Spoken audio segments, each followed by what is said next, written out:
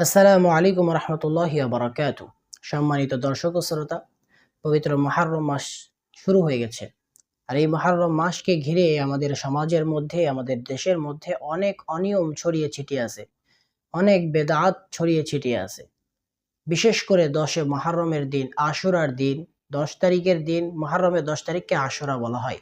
অর্থাৎ ১০ মুহররম বা আশুরার দিন আমাদের সমাজের মধ্যে, আমাদের দেশের মধ্যে অনেক অনিয়ম চলে, অনেক বেদাতের কাজকর্ম চলে, যেগুলোর সাথে আদৌ ইসলামের কোনো সম্পর্ক নয়, যেগুলোর সাথে ইসলামের আদৌ কোনো সম্পর্ক নয়। সম্মানিত দর্শক শ্রোতা, মনে রাখতে হবে ইসলাম আবেগের নাম না, ইসলাম দলিল আর প্রমাণের নাম। সুতরাং আপনি ১০ তারিখে যে সমস্ত বেদাত কাজকর্ম চালাইতেছেন, ডেক চড়াইতেছেন, গায়ে শিকল পেঁচিয়ে ঘুরে বেড়াচ্ছেন বা আপনার শরীরে প্রহার করতেছেন, এই যে এই সমস্ত কর্মকাণ্ডগুলো আপনি ১০ মুহররমের দিন ইসলামের নাম নিয়ে করতেছেন, এইগুলো আদৌ হাদিস কোরআন দ্বারা প্রমাণিত কিনা সেগুলো জেনে তারপরে এই সমস্ত কাজ করুন। কারণ ইসলামে কি করতে হবে কি করতে হবে না সেটা স্পষ্টভাবে হাদিস এবং কোরআনে রয়েছে।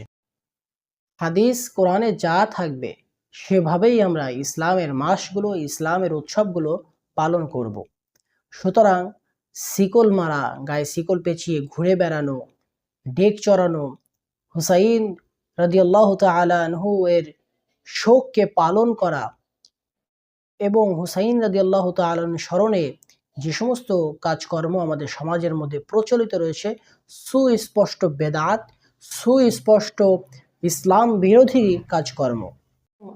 এই ১০ মুহররমে হুসাইন রাদিয়াল্লাহু তাআলা আনহুকে কারবালার ময়দানে শহীদ করা হয়। সেই দুঃখ, সেই শোক মুসলমান হিসেবে আমাদের দিলের মধ্যেও রয়েছে। কিন্তু হুসাইন রাদিয়াল্লাহু তাআলা আনহু এর শাহাদাতের কারণে, তার শোক পালনের জন্য এই সমস্ত কর্মকাণ্ডগুলো আমরা সমাজের মধ্যে করে বেড়াবো, এর কোনো প্রমাণ হাদিসেও নাই, সাহাবীদের আমলের মধ্যেও নাই, কোরআনে তো নাই।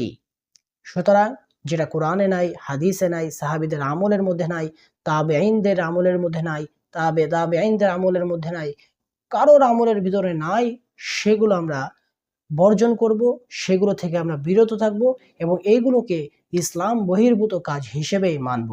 আল্লাহ রাব্বুল আলামিন আমাদেরকে সঠিক বুঝ দান করুক। আমিন। আসসালামু আলাইকুম ওয়া রাহমাতুল্লাহি ওয়া বারাকাতুহু।